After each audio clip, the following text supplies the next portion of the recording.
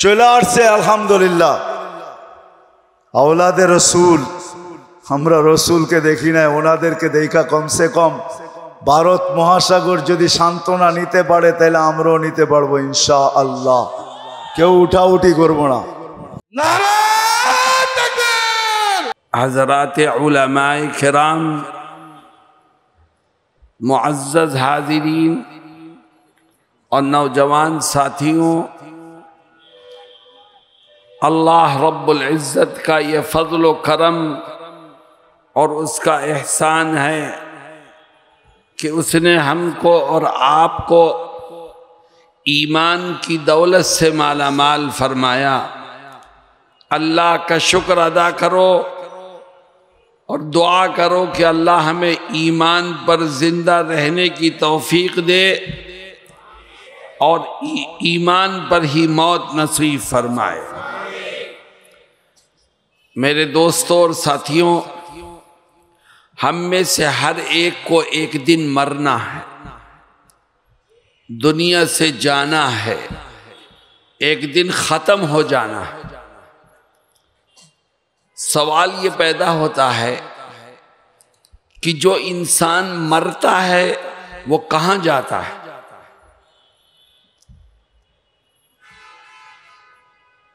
दुनिया में बहुत से मजहब हैं और हर एक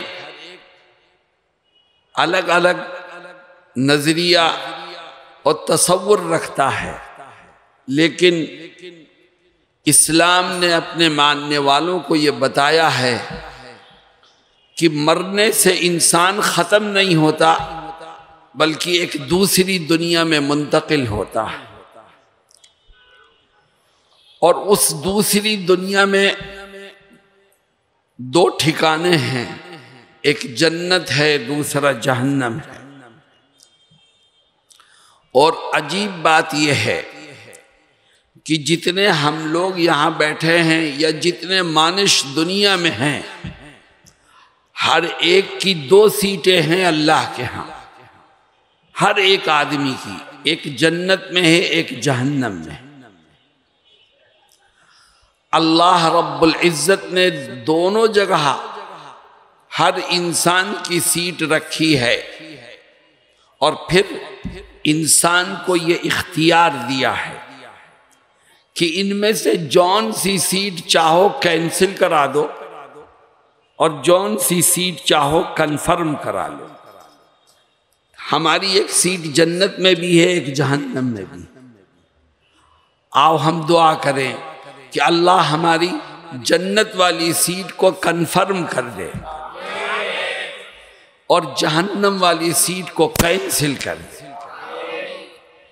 लेकिन मेरे दोस्तों और साथियों, जन्नत वाली सीट अगर कन्फर्म कराना चाहते हो तो ये काम सिर्फ दुआओं से नहीं होगा, सिर्फ ख्वाहिशात से नहीं होगा, सिर्फ चाहने से नहीं होगा, बल्कि उसके लिए दुनिया की इस जिंदगी में कुछ काम करने पड़ेंगे।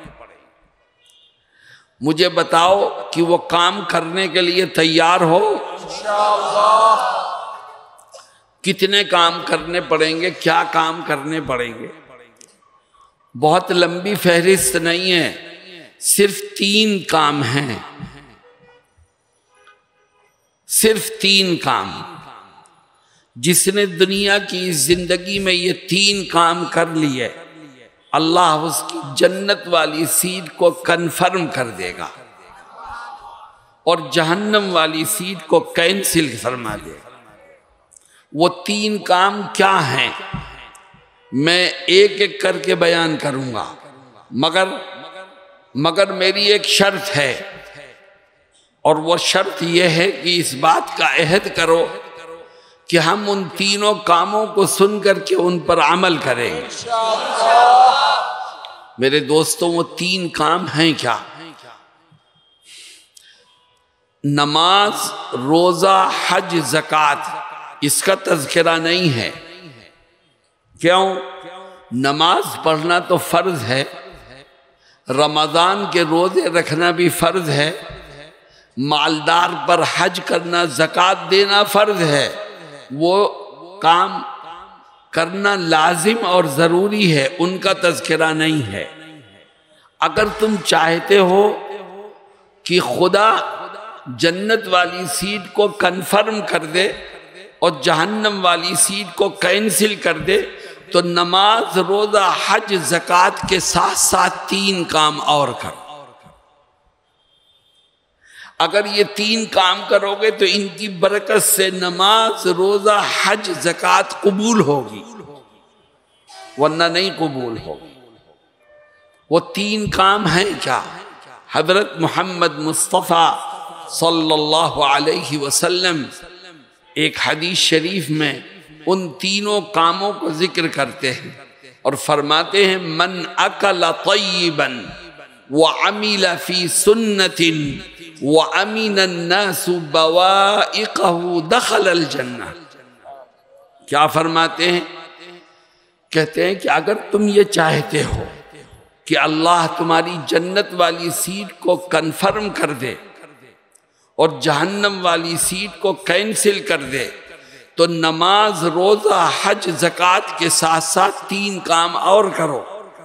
ان 3 کاموں میں سے پہلا کام یہ ہے کہ آج سے اس بات کا عہد کر لو کہ زندگی کے آخری سانس تک جو لقمہ میرے پیٹ میں جائے گا وہ حلال کا ہوگا۔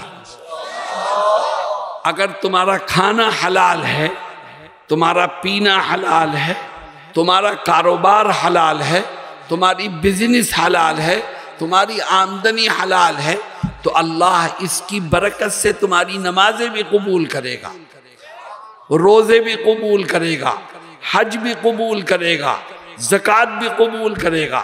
اور اگر ان آدمی مانش حرام کھاتا ہے اور نماز پڑھتا ہے تو جو حرام کھا کے نماز پڑھے گا اس کی نماز قبول نہیں ہوگی، جو حرام کھا کے روزہ رکھے گا اس کا روزہ قبول نہیں ہوگا، جو حرام کھا کے حج پر جائے گا یا زکوٰۃ دے گا اس کی کوئی نیکی قبول نہیں ہوگی۔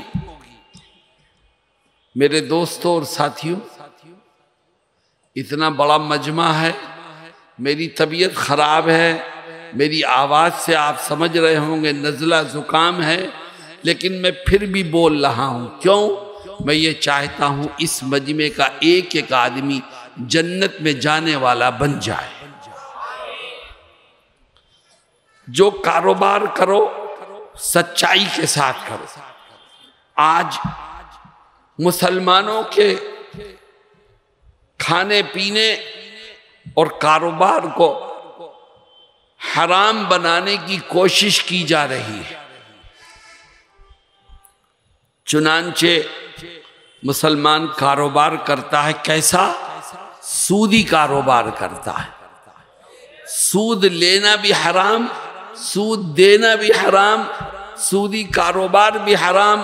یاد رکھو، تم نے 5 حج کر لیے، ہر سال روزے رکھے، عمرے پر گئے، صدقہ خیرات کی، لیکن تم نے اپنے کاروبار میں سود ملا کر کے اس کو حرام کر دیا تو اللہ کے ہاں کوئی نیکی قبولیت کے درجے کو نہیں پہنچے۔ جناب رسول اللہ صلی اللہ علیہ وسلم یہی فرماتے ہیں کہ اکل طیبا، رزق حلال کھاؤ تو اللہ جنت والی سیٹ کو کنفرم کر دے گا اور جہنم والی سیٹ کو کینسل فرما دے گا۔ میرے دوستو بتاؤ اس کے لیے تیار ہو؟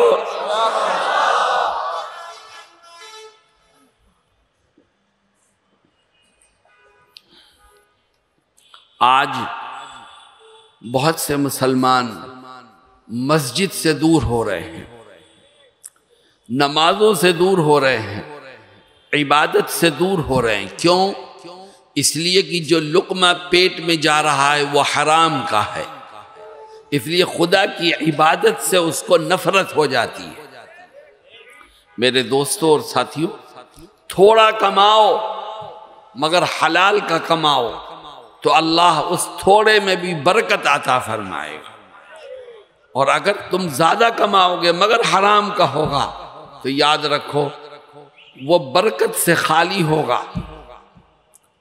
میں ہندوستان میں ایک جگہ بیان کر رہا تھا اور میں نے کہا کہ تھوڑا کماؤ حلال کا تو خدا اس میں برکت دے گا۔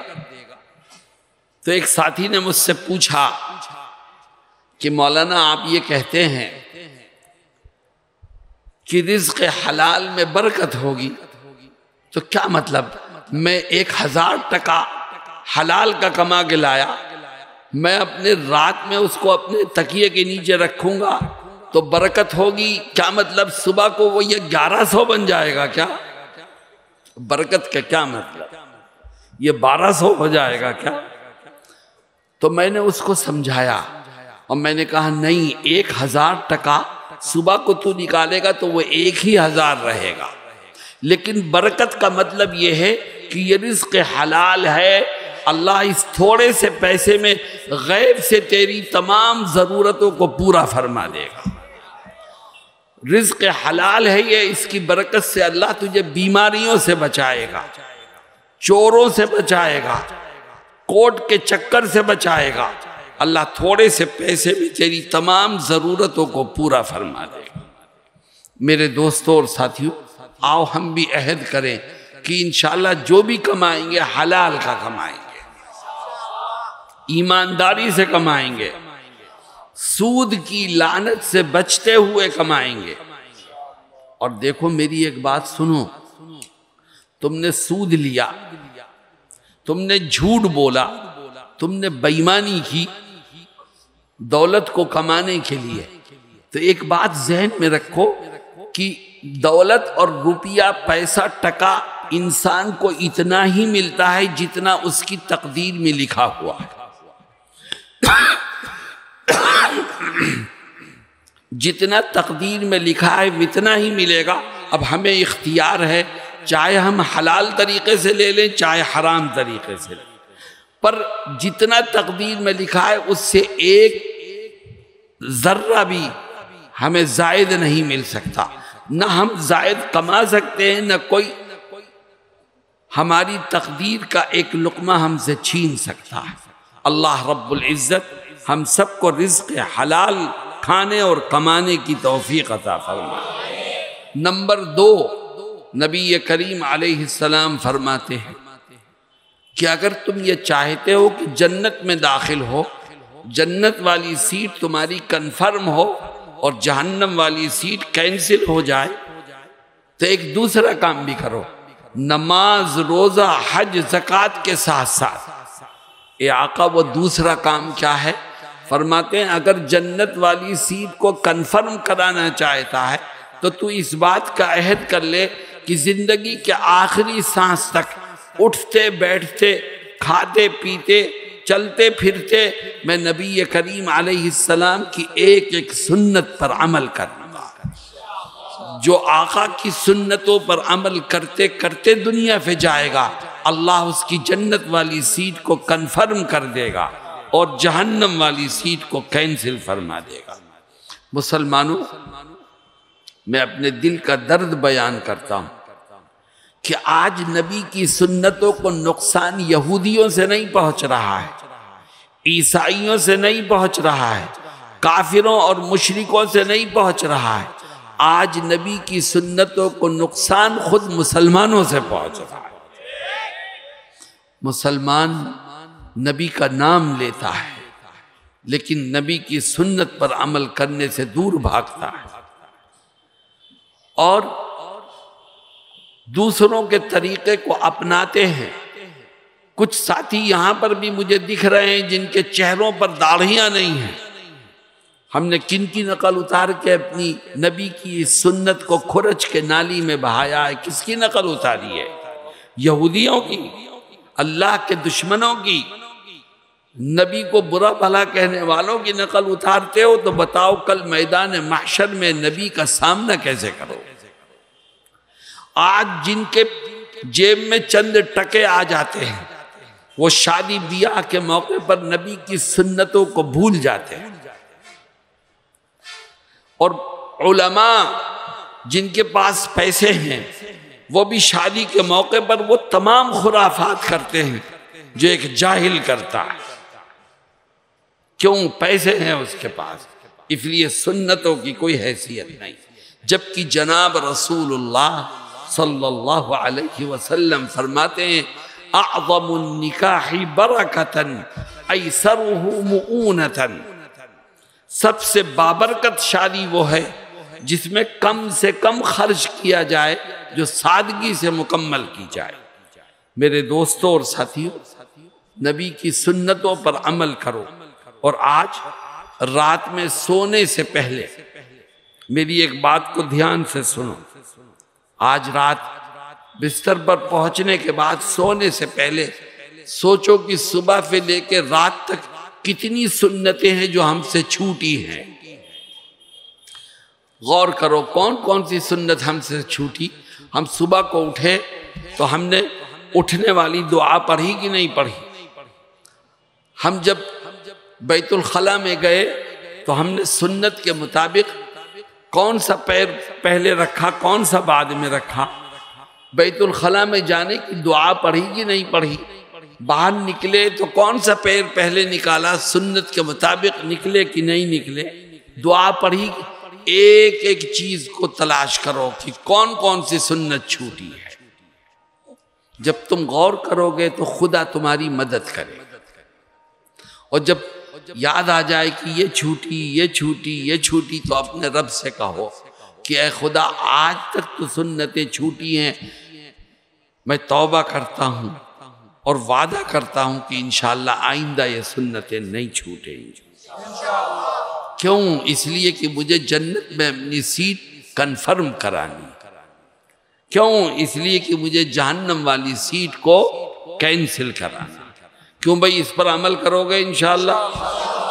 آخری چیز، جناب رسول اللہ صلی اللہ علیہ وسلم فرماتے ہیں من اکل طیبا وعمل فی سنت وامن الناس بوائقہ دخل الجنہ.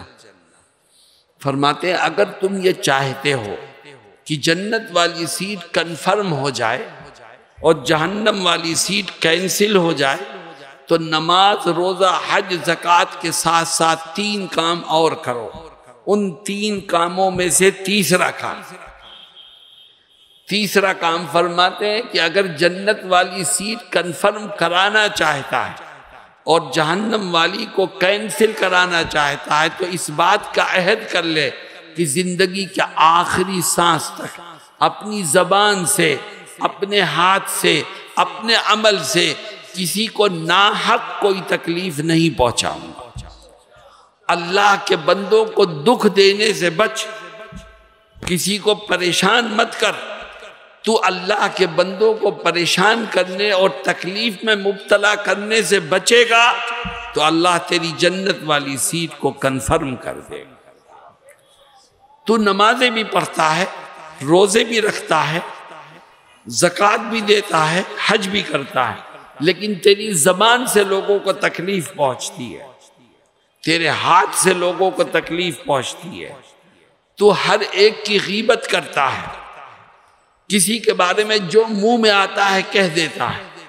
یاد رکھ تیرا رب تیرے ہر عمل کو دیکھ رہا ہے. اگر تو اپنی ذات سے کسی کو ناحق پریشان کرے گا، تکلیف پہنچائے گا تو تیری جنت والی سیٹ کنفرم نہیں ہو پائے گی اور جہنم والی سیٹ کینسل نہیں ہو پائے گی.